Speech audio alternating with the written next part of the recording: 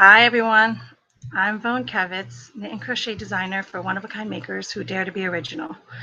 And I'm just gonna check and make sure that I am live. And my computer is loading. I don't want to do this video without confirmation that I am live.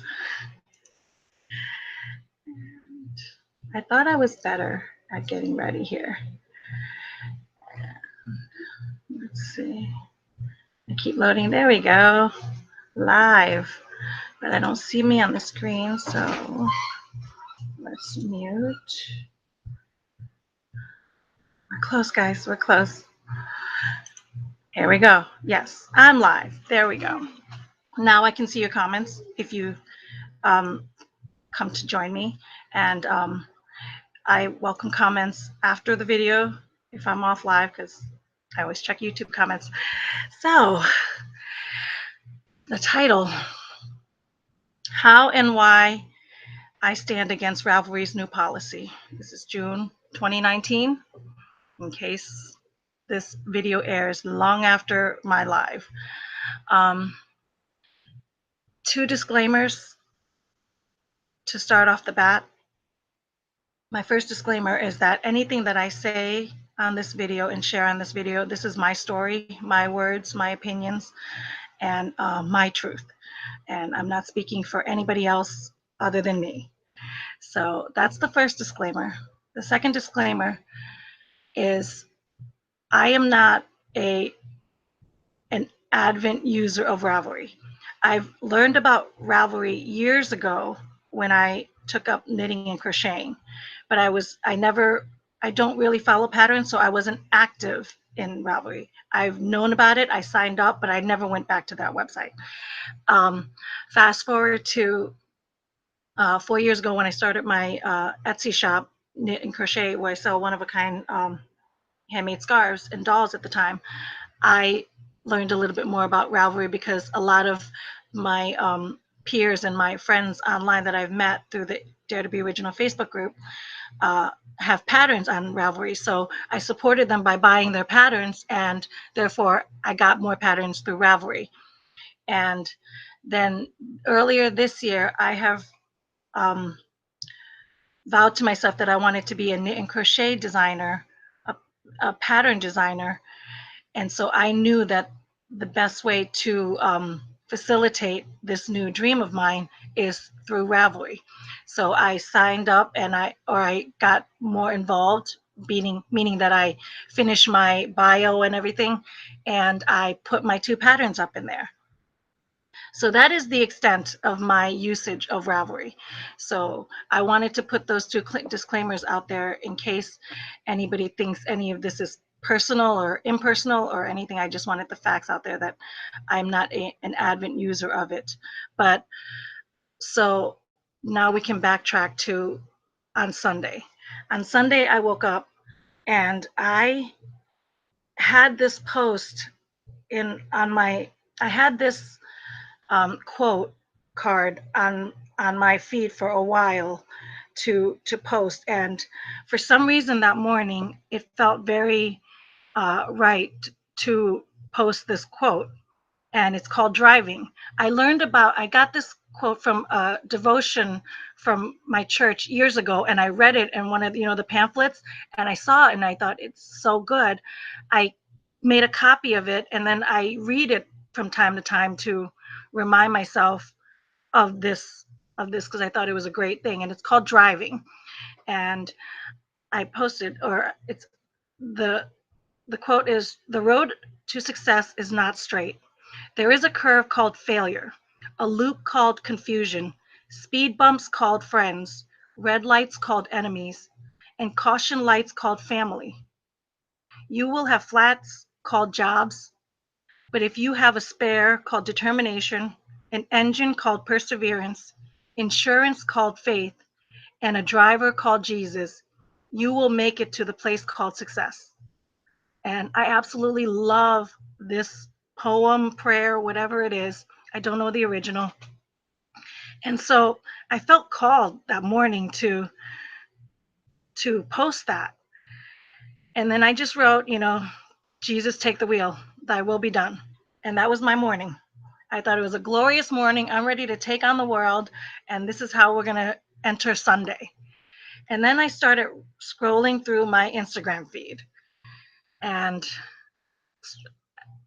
strolling through my Instagram feed, I started seeing Ravelry posted a new policy, and I was like, oh, a new policy with Ravelry, and everybody was posting it. And we stand against racism, we stand against hate, we stand against intolerance. And I'm just like, what is going on here, And so I read the title of the policy, which they were blurbs, they banned against. I'm going to read the policy.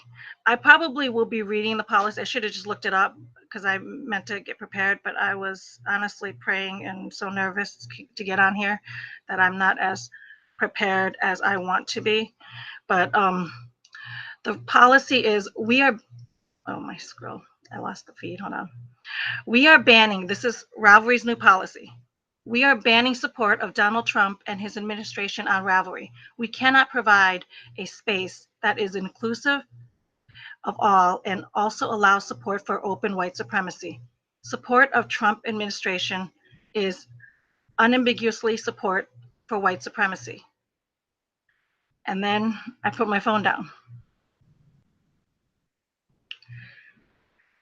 Whenever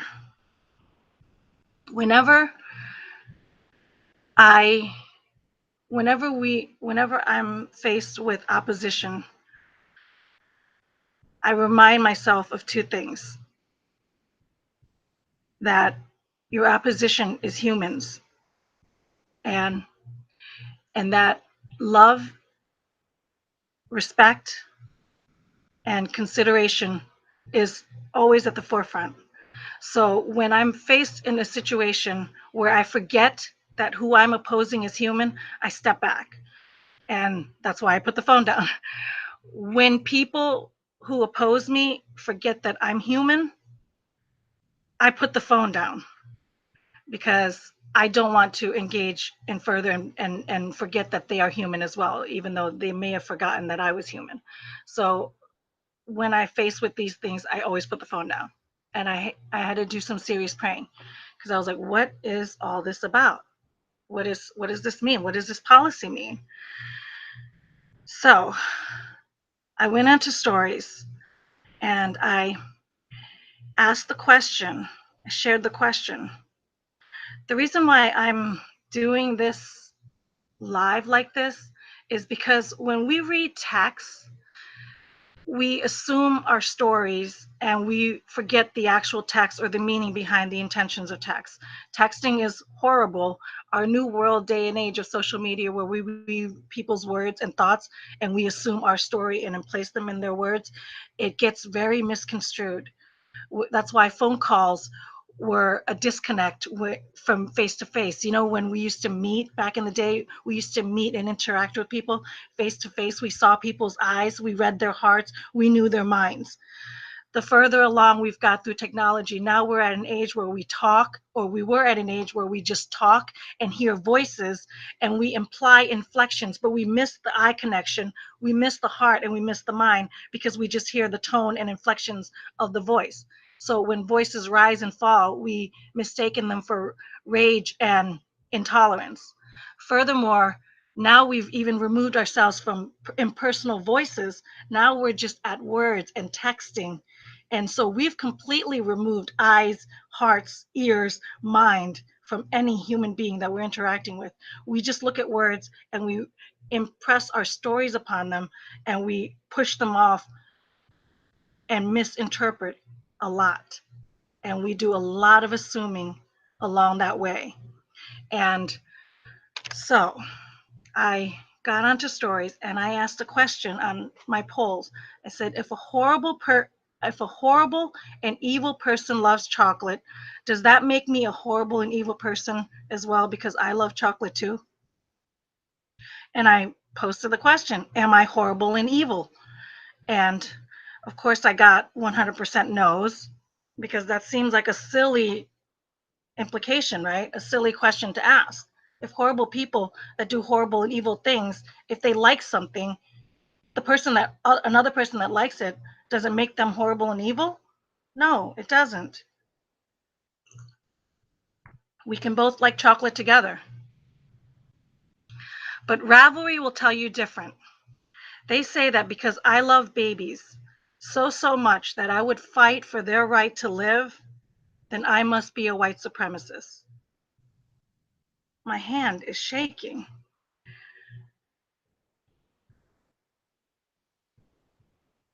I don't have a problem with Ravelry being political. I think it is their right. They have it absolutely.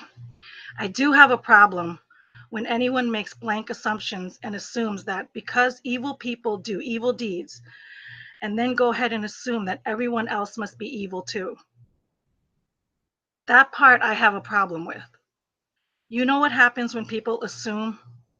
It is never good. I think Ravelry should punish the evil people doing the evil deeds, but not assume that everyone is evil, because not all humans are evil. Some love God and his children, all of them, all of his children. Some love them so much that they want to protect his most innocent and unborn.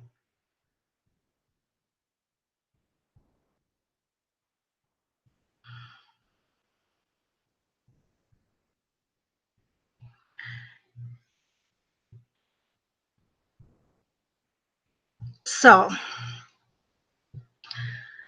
that was in my stories. I knew my stories would disappear in 24 hours.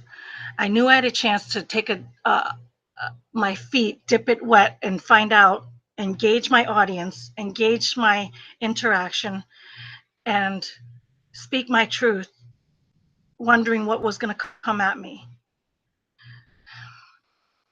Thank you, Stitch Heaven. I just found out somebody is watching. Thank you for joining me.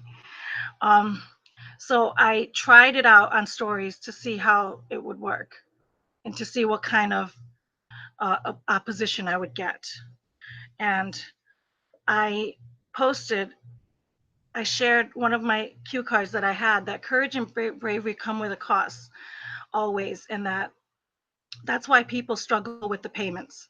And I'm here to tell you that it's worth the price. When I have to do hard things, I remind myself of one prayer, and I say it a lot because life is hard and I'm always doing hard things. For God so loved the world that he sent his only son to die on the cross for us, for me. Amen.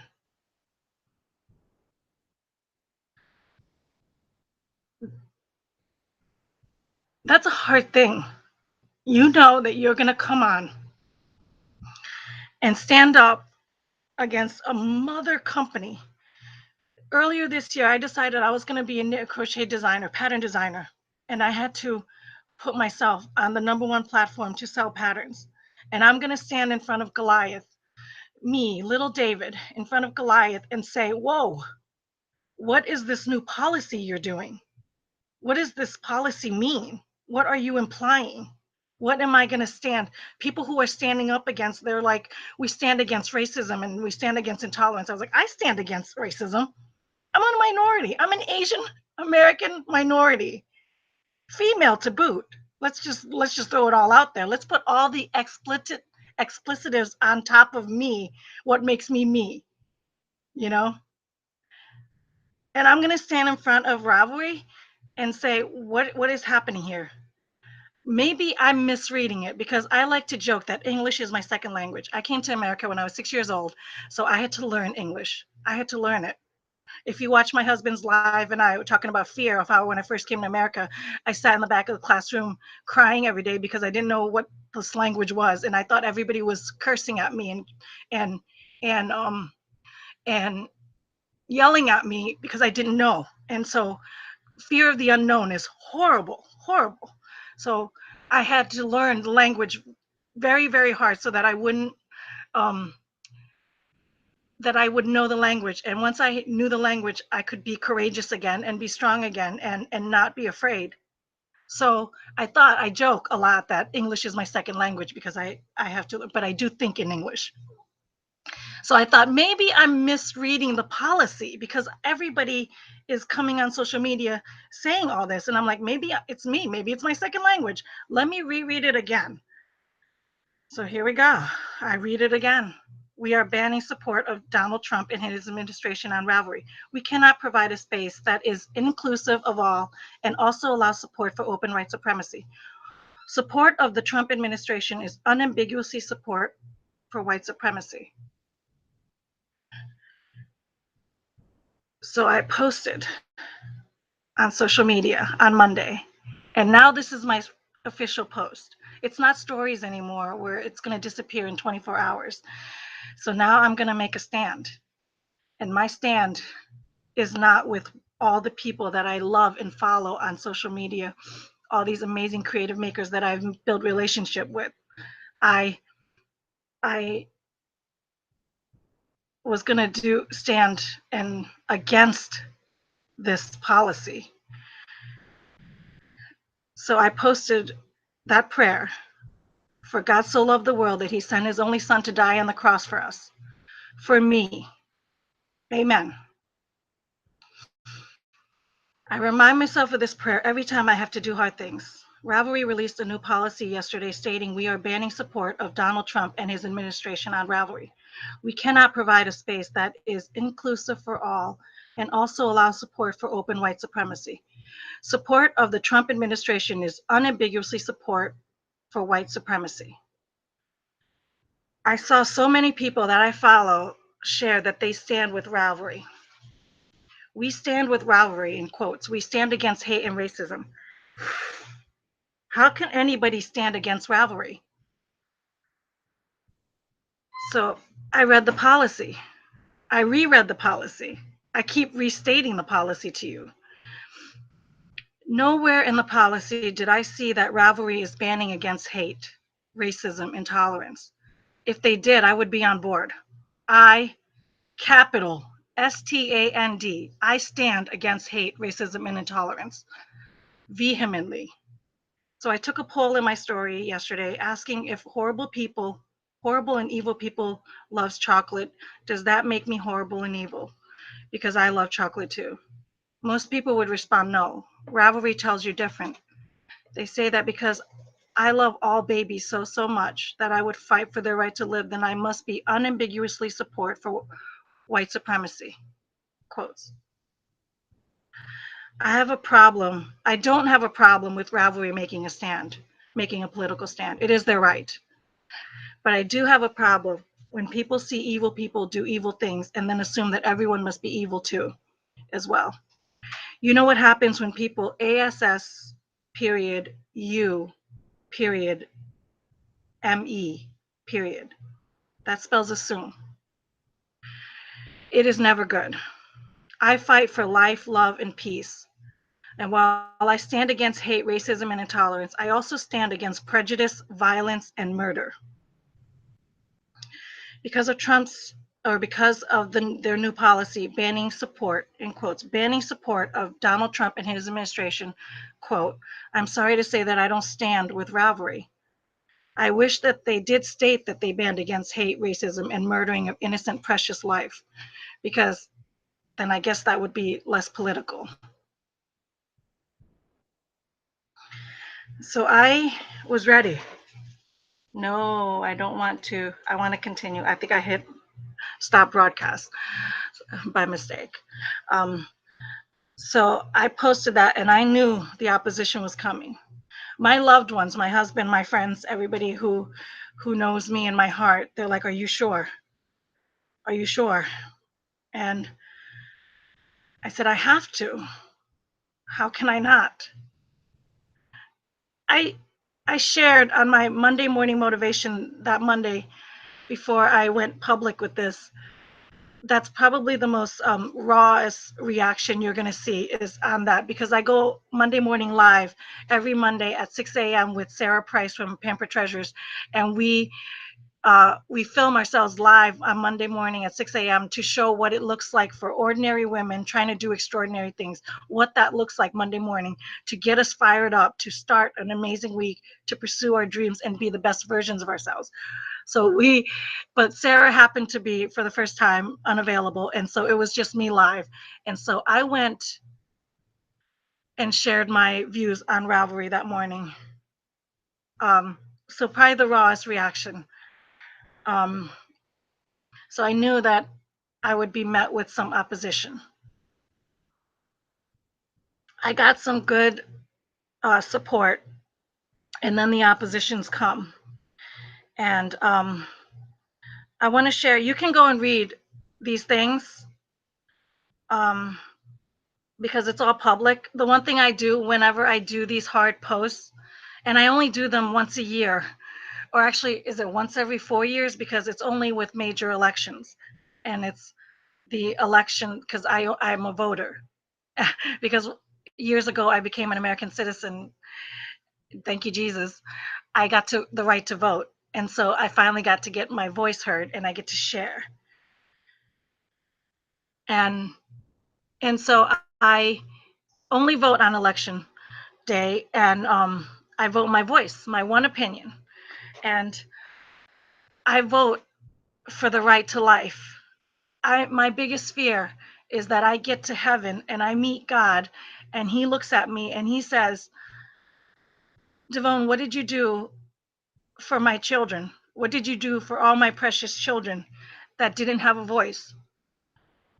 And my biggest fear is that I say to God, I'm silent. I was silent. I was scared. So I didn't do anything. That is my biggest fear in life, is that I go meet my maker and he asks me, what did you do for my most precious and innocent life that I created? What did you do for them? And I say, I did nothing. And I don't want to go to him and tell him I did nothing. So I vote one day on election day for those voices.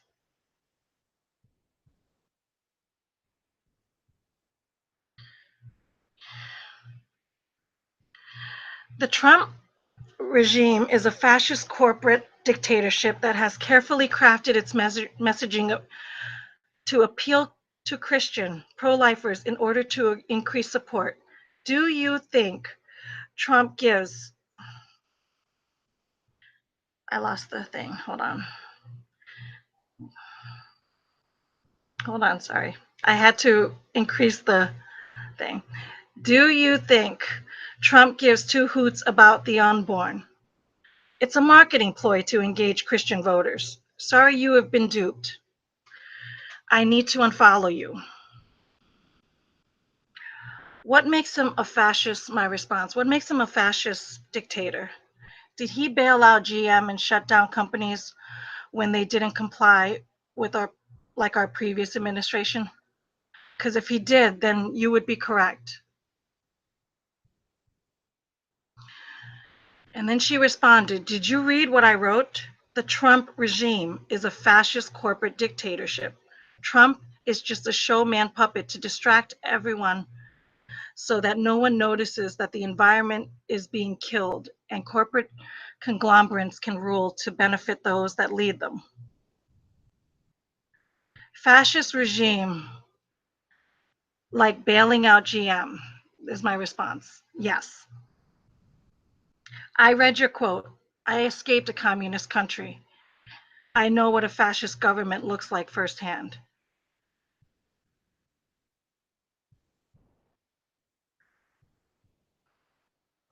I lived it. My parents escaped. My parents risked their lives to escape it. Imagine my surprise 30 years later, this amazing country is fighting for socialism. My mind is blown. This is my response. Another person comes in and says, the best part of Ravelry's policy announcement is seeing what side people are actually on. Comparing Trump admin that punishes children for illegally losing lice comb by taking away their soap, pillows, and blankets in a kiddie concentration camp to liking chocolate tells you all you need to know. I don't know how any Christian supports an administration that brutalizes asylum-seeking children and parents. So my response, The cage law became legal under the previous president. The court case regarding soap combs was initiated under the previous administration, but is now just getting to judiciary right now. The court case is now finally, after being in line for so long, um, it's now appearing under this administration. But the actual court initiated happened back then.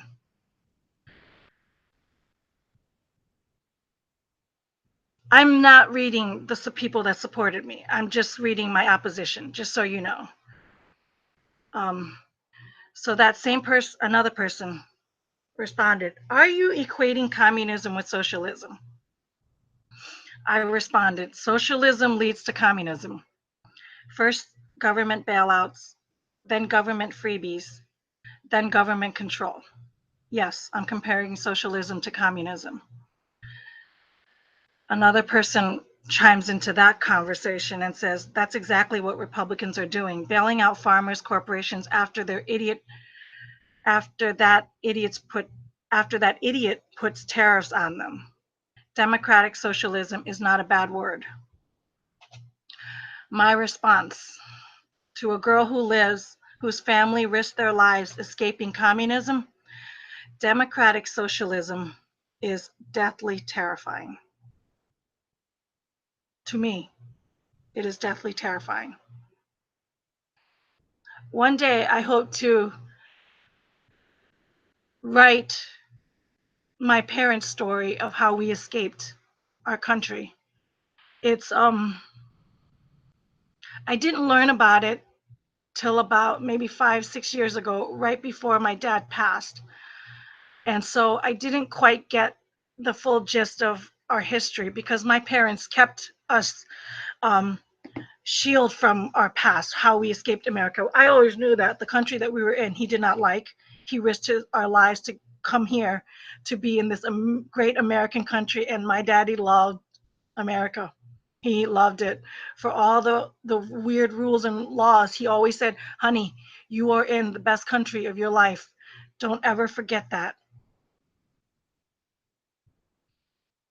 The freedoms you have here is unlike no other. Don't ever forget that." So the same lady about the socialism responded, "I live in a socialist country. If you mean that voting integrity, government funded healthcare, fair taxes, and assistance for disabled is socialist, I am all in. Were it not for my socialist country and its healthcare, my son and I would not be here.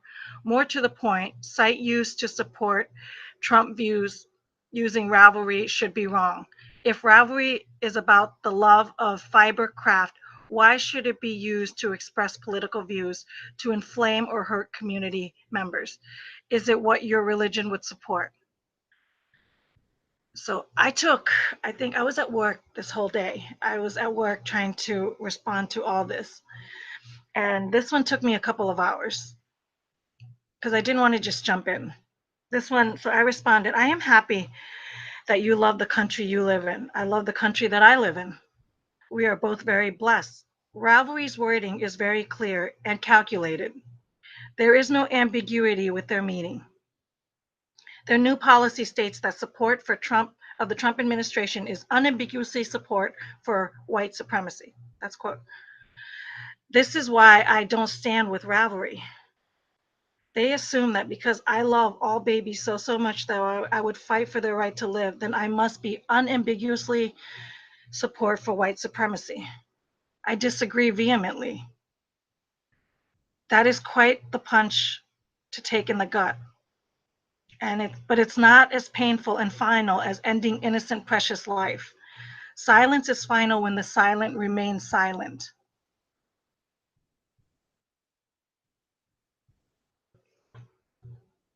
"I understand," she responds, "how you feel conflicted to vote for the administration that promotes your pro-life cause while also upholding white supremacy.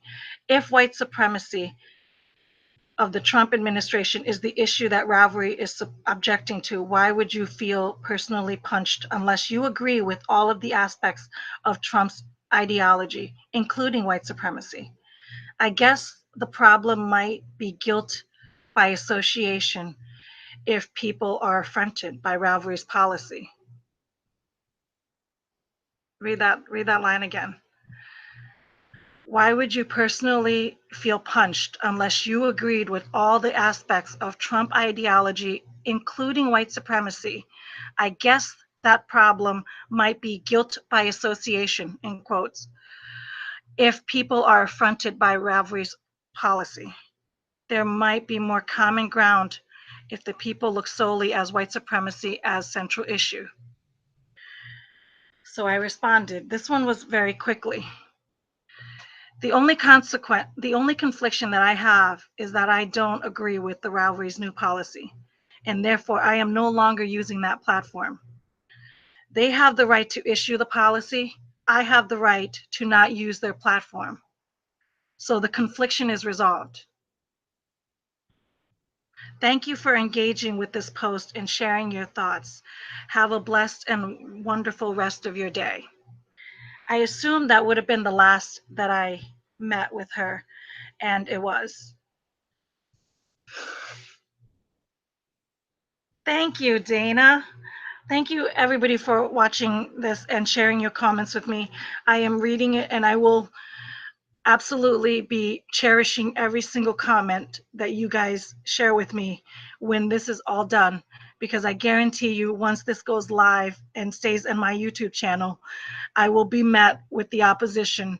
And I am super grateful that I have these comments of yours to refer back to when those times happen. Because when I'm met with these stands that I do take, I always leave all the comments. My husband always tells me, honey, you could delete them.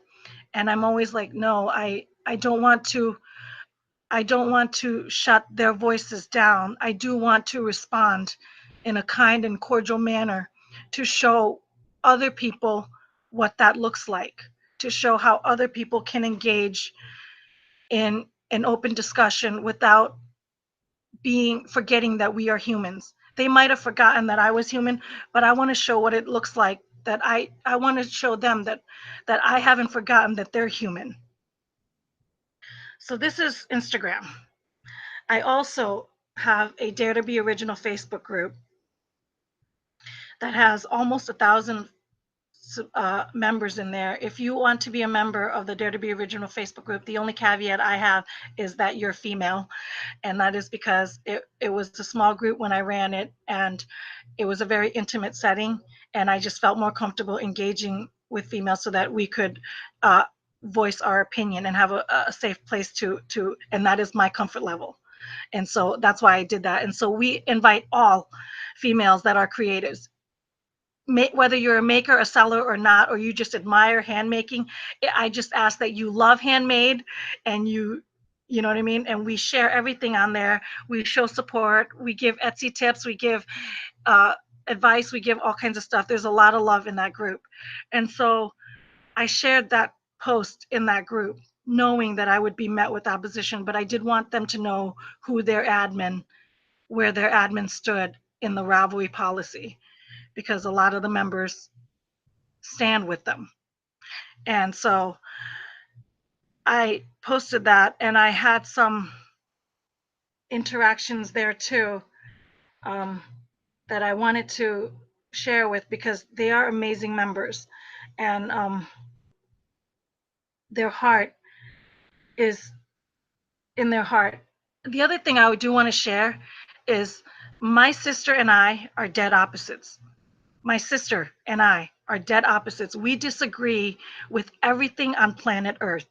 We disagree with everything on planet Earth.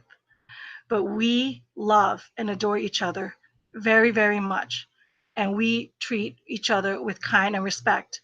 I respect her. She respects me. I respect her viewpoints, and I respect where she's coming from. She respects my viewpoints and where I'm coming from. And we are both adamant on where we stand. And we disagree with everything on planet Earth. And we still have an amazing relationship. I just want to share that with you, that it is possible.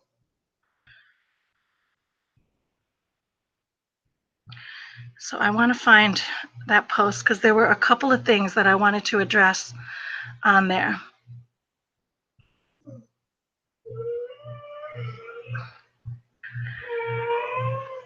We're almost there, people.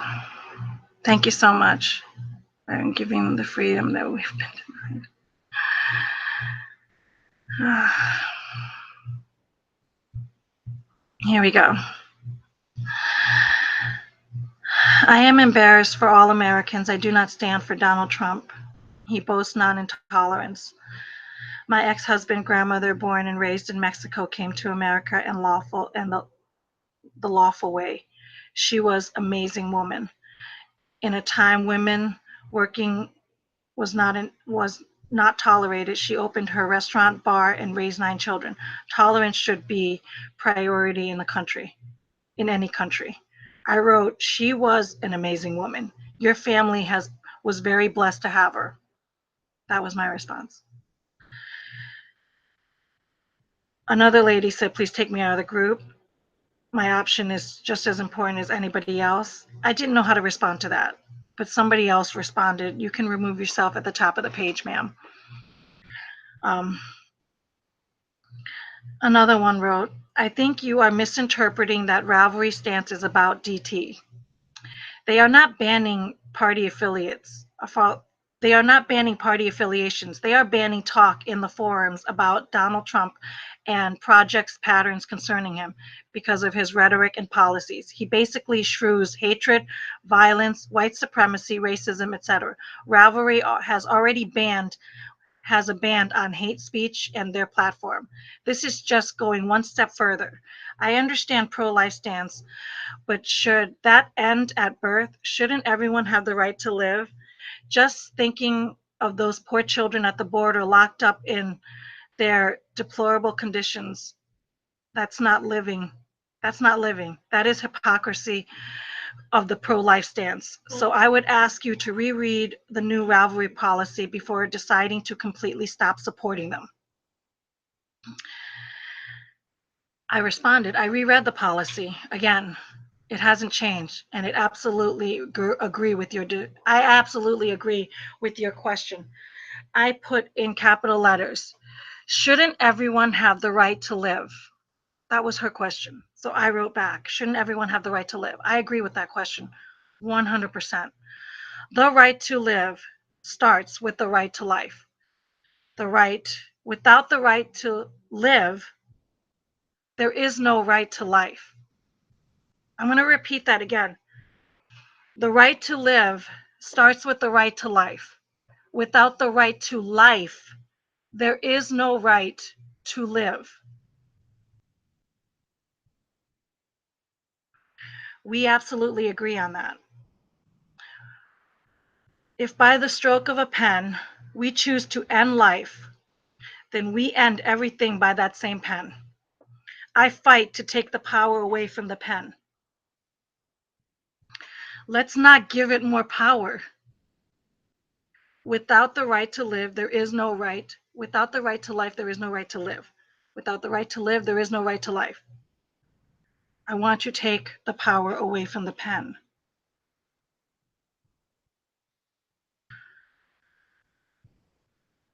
And she wrote, I understand what you're saying, but you are taking a single issue that doesn't have anything to do with Ravelry's new policy. Again, I quoted, Ravelry's new policy states we are banning support of the Donald Trump administration of Donald Trump. I'm going to go back again. I want to quote it.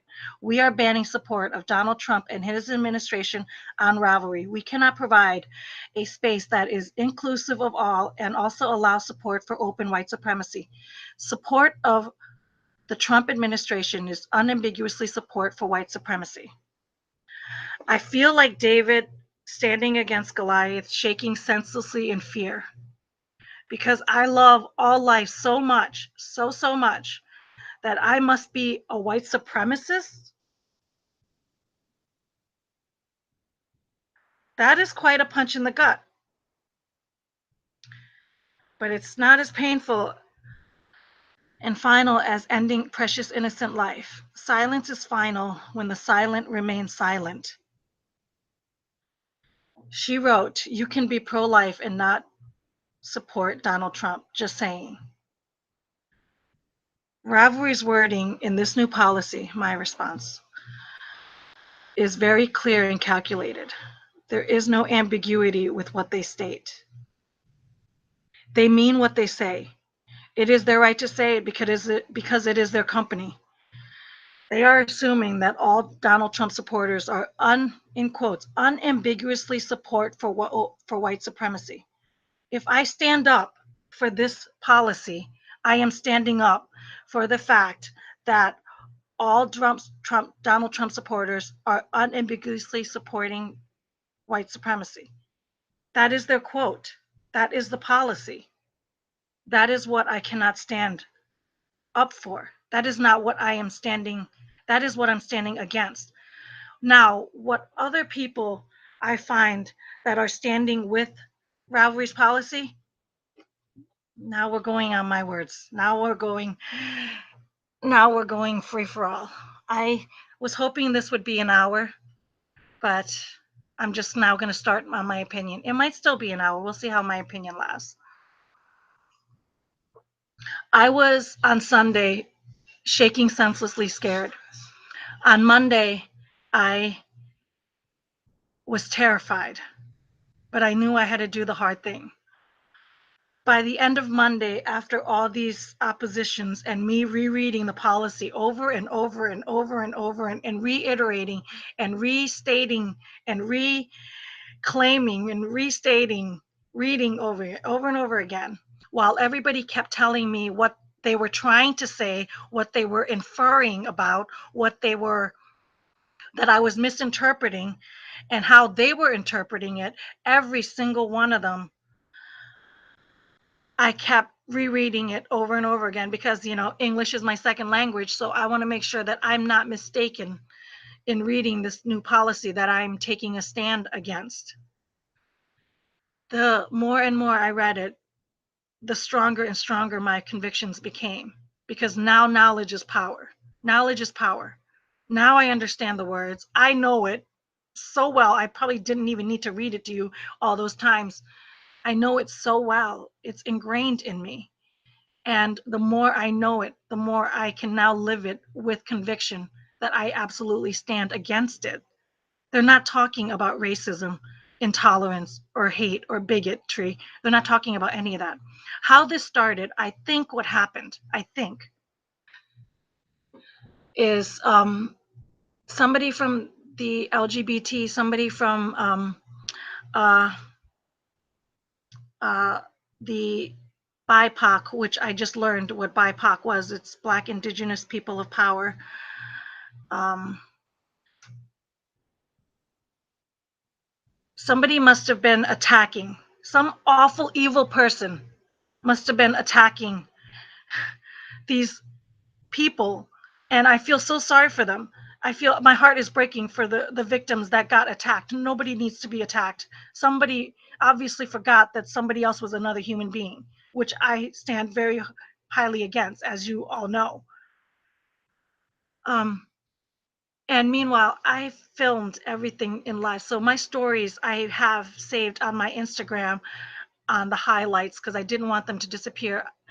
Being that this video is going to stay live on YouTube, I wanted to keep my actual accountability on there to show everybody the timestamps of how I stood as this progression came along, so that it didn't seem like I was miswording, and I didn't want to be misworded and misquoted in any which way. So I saved my stories so you can check them out in real time, my reactions to this whole thing. Is I encourage everybody to treat each other as human beings. I live by this rule, you know. And somebody forgot that. Some awful, horrible people forgot that. I'm assuming more than one person attacked her and then started to share her stuff, her information and everything, and which is a horrible, evil act. Kudos to Ravelry to want to do something against that. It is their house. It is their policy. And if you're in somebody's forum and you're not behaving Kudos to Ravelry to exclude them and kick them out. I wish that they did that, but they didn't. The new policy didn't do anything of that. The new policy assumed, the new policy didn't ban bad behavior. They didn't ban bad people. They didn't ban bad people doing bad behaviors. They didn't even ban the bad man himself. I mean, if they were against Donald Trump, they could have banned him themselves, and he could have been banned. If he's such an horrible and awful, evil human being, they could have banned him. I would have stood with it. They could have banned Donald Trump supporters, and I would have stood with it. They could have banned not talking about politics. I would have supported it. They could have banned Republicans. I would have supported it. But they didn't. They went very specific with their words, and they were very clear and calculated. They are a smart company. They are a smart company that hires a lot of very smart writers that knows exactly how their wording is. So don't misconstrue them.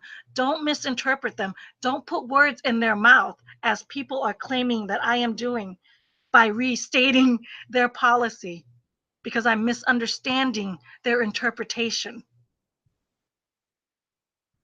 Their interpretation is very clear. They're not banning any of that, which I would have stood with them for. They banded, I could read it again, but I think I don't want to waste my time anymore reading. They banded the supporters, and they assumed that all supporters are open white supremacists. They assume that all supporters are unambiguously support for open white supremacy. So I think on Wednesday, I shared, I thought, I don't understand how people are not understanding this. I thought maybe they don't know what unambiguously means. I thought that was a very interesting choice of words too for them to use, um, because they know, they worded that very well. I thought that was an interesting choice that they chose to use. But I looked up the word unambiguously in case I was wrong, because my second language and all, I thought maybe if I'm going to fight and get on Saturday and go really live and really public, I better look up that word unambiguously and make sure that I don't have it wrong. Unambiguously in the dictionary is an adverb. It means in a manner that is not open to more than one interpretation.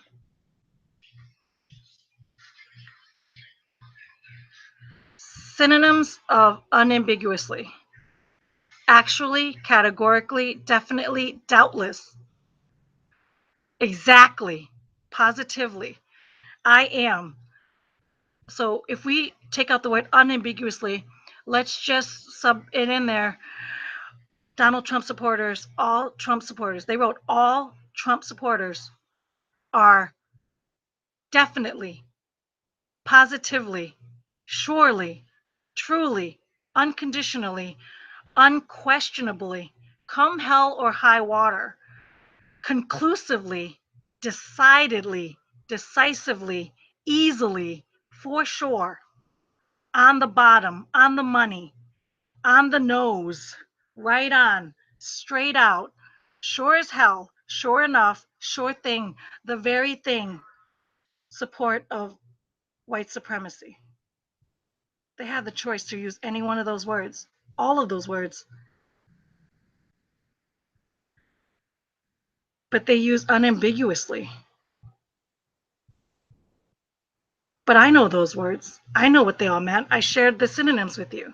I'm sharing them with you in case you don't know what those words mean, that word means. So because I stand against infanticide, Ravelry's new policy states that I unambiguously support white supremacy. Now, you would think that I was a star. You would think that by me doing this, that I would, as a hard pro-lifer, a hardcore activist, but I'm not. I'm not an activist. I'm not an activist. I am pro-life. I vote pro-life. I'm a single issue voter. I vote pro-life. Remember I told you my fear. My one fear is I don't want to meet God. And he asked me, what did you do for my most precious, innocent creation? What did you do for them? And I say I kept silent. I don't want to do that, right? So I had the opportunity to vote. I vote pro-life. That's all I do. I'm not an activist. I didn't learn the word infanticide until months ago, or maybe beginning of last year, when I heard about a senator um, from a southern state. I don't remember. I don't know what Louisiana, Texas. I don't know. I don't know what state. Um, a senator. That shows you how political I am too. I don't know the senator, but I know his words because I watched the radio show that he was on. That he stated he wanted to propose a new uh, policy where full-term abortion. Oh, he's a governor. Thank you, Bunny. Now my husband is a smarter man than I am, and he helps me with these things. A governor. I act on emotion. He lives on facts and knowledge. So we make a good pair. Um, the governor stated he's proposing full-term abortion, and full-term abortion means he stated in his casual voice, in his casual, kind, calm voice, he explained what this new policy would mean, what this new I don't know the word, the bill, what the new bill means, and that is a mother would give birth, and they would put it on the table, not he or she or whatever other names we want to call it. It, we put it on the table, and we keep it comfortable, of course. That's a quote. We keep it comfortable, of course, while the mother and the doctor, in their privacy, decide whether to abort the baby.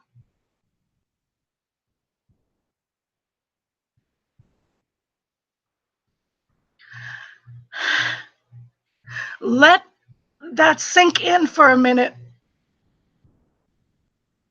Let that sink in for a minute. Because the media doesn't show you that a lot. Unless you're watching a conservative news, you wouldn't see that footage. You certainly wouldn't see it on the opposition in any which way. You certainly wouldn't see that interview about explaining that bill. He says the mother will give birth to the baby and put it on the table and keep it comfortable. Of course, we will keep it comfortable while the mom and the doctor, in their privacy, decide whether to abort the baby.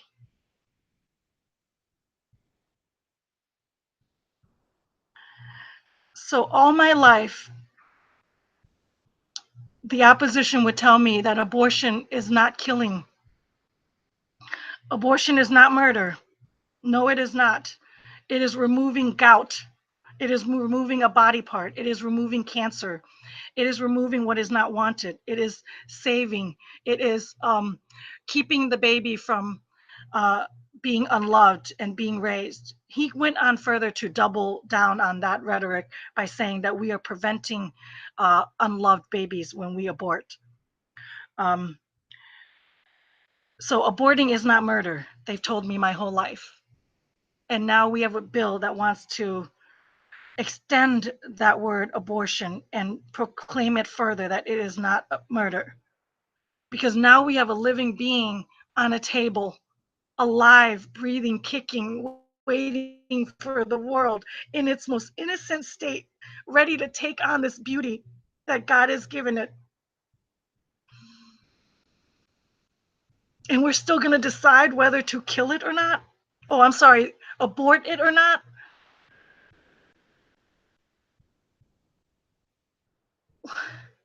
And I'm the white supremacist? I'm the white supremacist.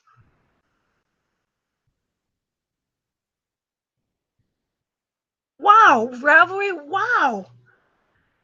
Wow.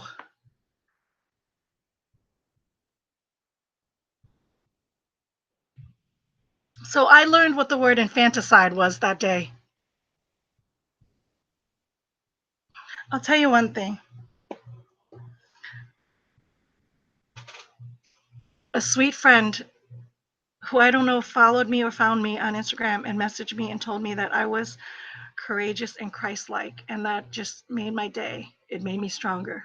It made me put the next post up.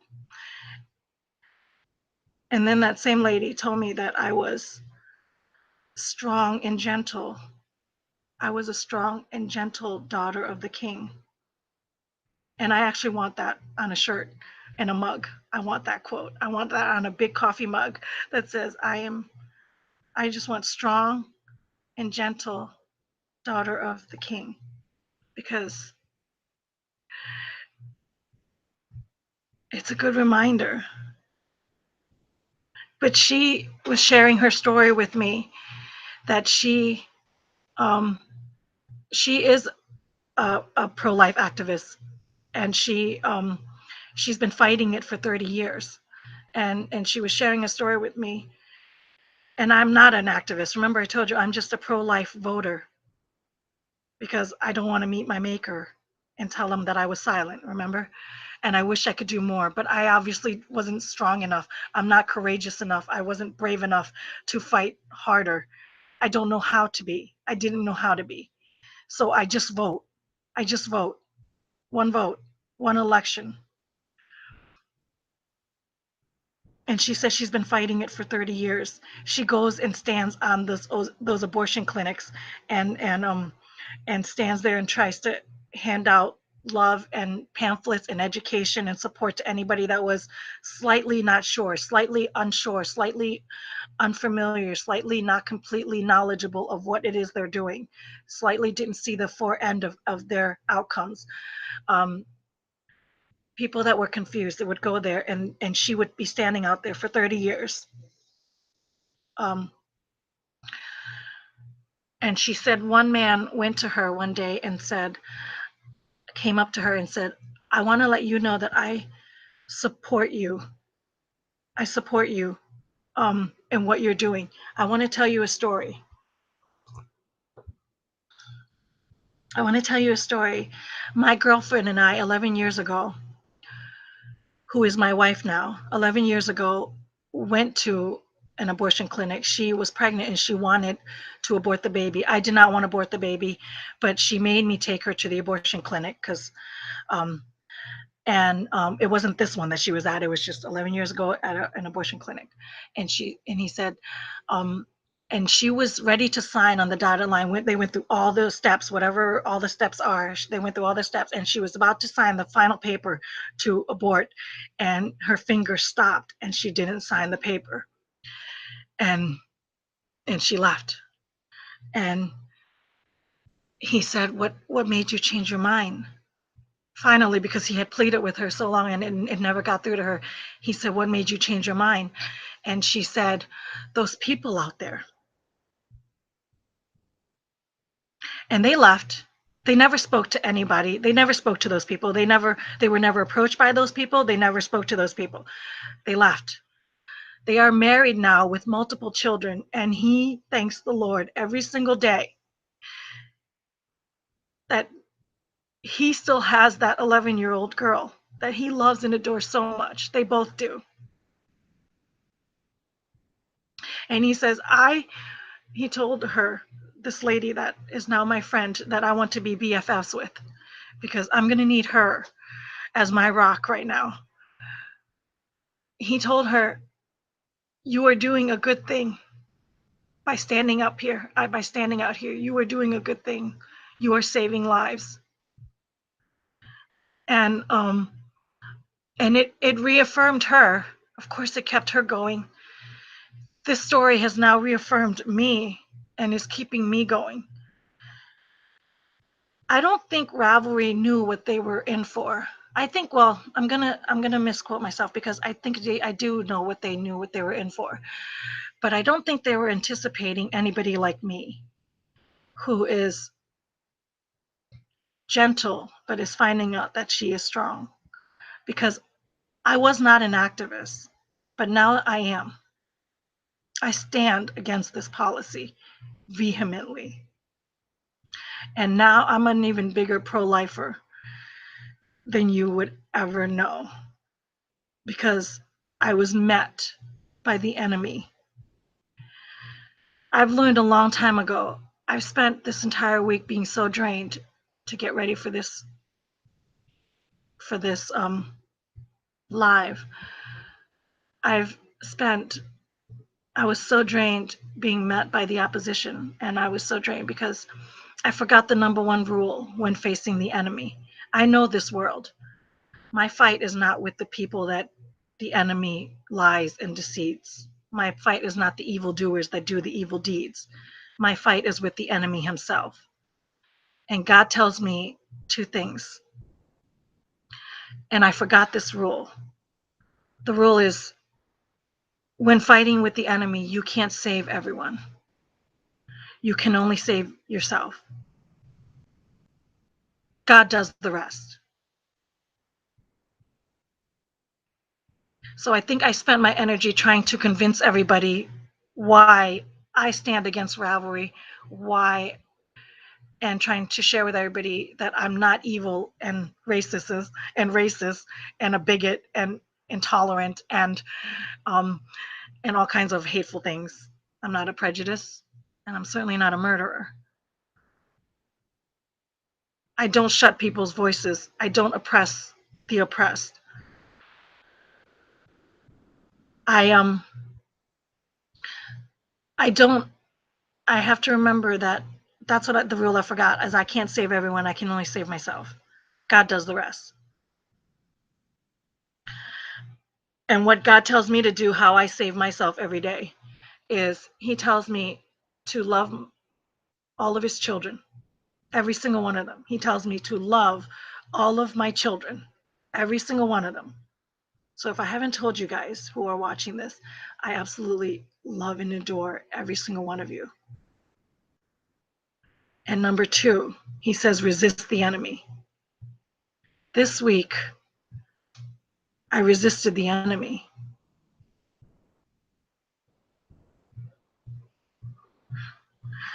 I had an opportunity to become this and use this platform, and I'm no longer using this platform. And it is not about the platform.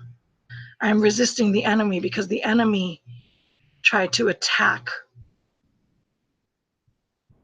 my belief in saving my God's children's right to life. The enemy this week has attacked it in my backyard, in my knit and crochet world, in my knit and crochet community. My belief to save all of God's children, God's unheard, unspoken life. So I got exposed to several people this week. Uh, Candace Owens, look her up. She's absolutely amazing phenomenon. Many people have referred me to her, and I just heard one of her speeches, so I will be delving more and more into her works. My husband has told me about Gianna Gianna Jessen, who is an abortion survivor. Is that even a term? Abortion survivor. Praise Jesus. Thank you, Jesus. An abortion survivor. Her parents tried to abort her, and they did. And she goes into, he tried to tell me, but I honestly had to shut him down and shut him out of my ear because I couldn't handle anymore. I'm very sensitive. You know what I mean? And I think this is why I couldn't fight so hard as a pro-lifer. I can't go to those abortion clinics. I feel like I would end up in an insane asylum if I really knew how evil the world is, if I was really exposed to how evil this world can be, I would be rendered catatonic. So I stick with feudal, like vital truths. Love your neighbors. Love everybody, treat everybody with love, unconditional love. And it always starts, people want to talk to me about the border. They want to talk to me about Trump making fun of the disabled. They want to talk about the women that he claims to have, that they claim that he rapes or has suppressed, all the people that he's shut down. They want to talk about all the evil deeds that an evil man does.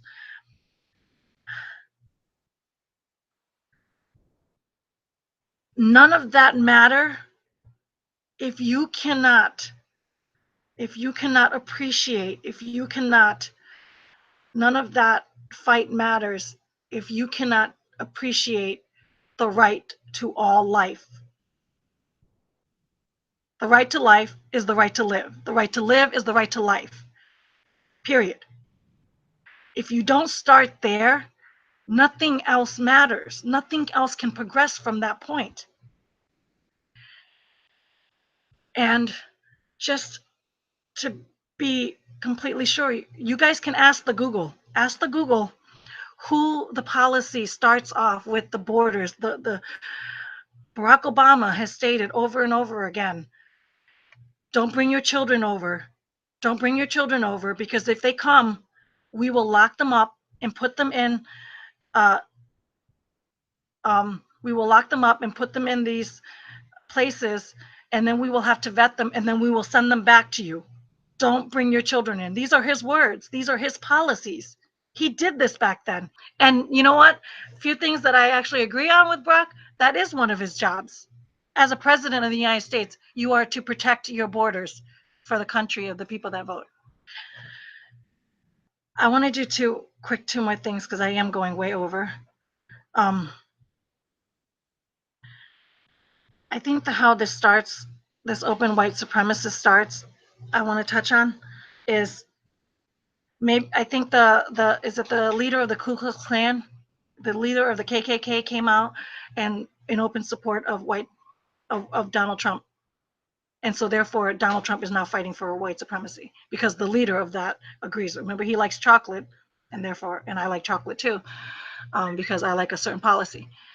The ultimate white supremacist, the ultimate white supremacist, I'm going to tell you right now, is one person, and I give her the crowning.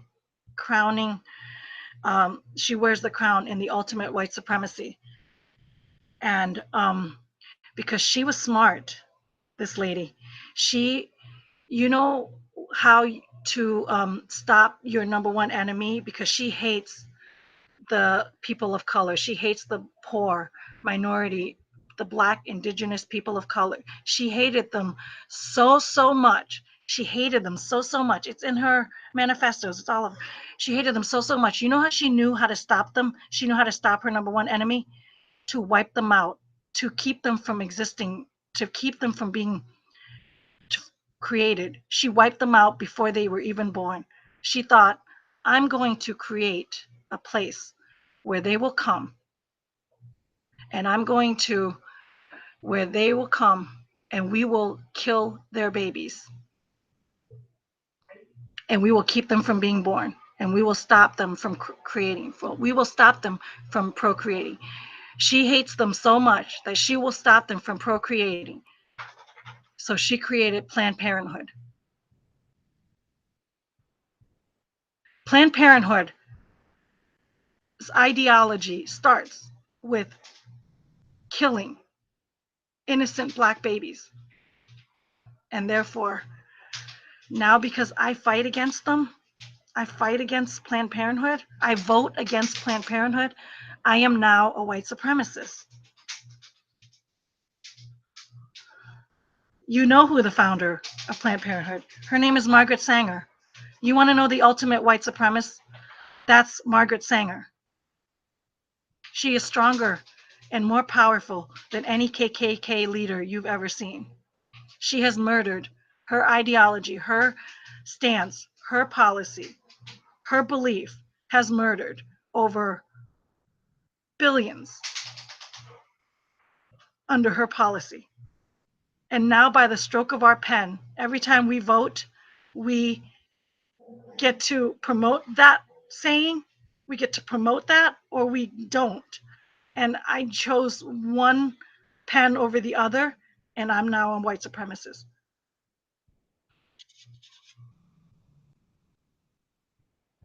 Thank you, everybody, for watching this and for sharing this.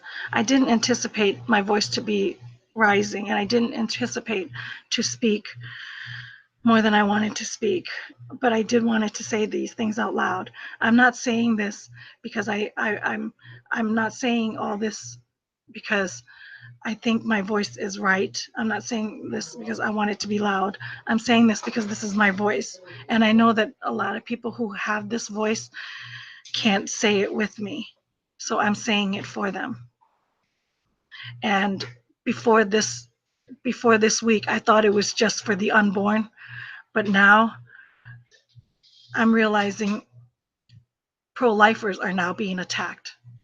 That's what Ravelry's new policy states. They're not banning against racism. I wish they had, but they're not. Their words are very clear. Support of the Trump administration is support of open white supremacy. I'm not. That's how I know it's wrong. That's how I know I can't stand by it. I'm not that. I'm the opposite of that. That policy is wrong. And so I stand against it. Thank you for watching, guys. God bless you. Love you all. God bless you. Until next video. Bye.